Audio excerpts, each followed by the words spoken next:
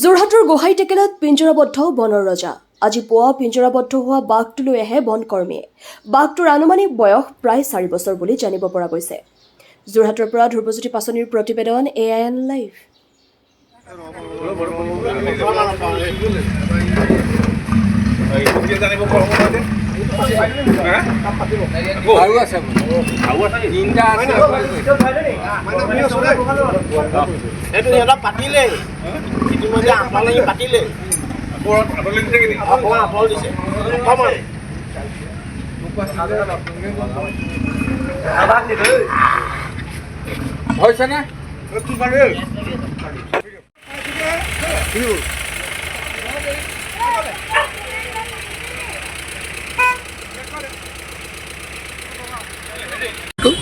আমি গোহাঁই টেকেলাত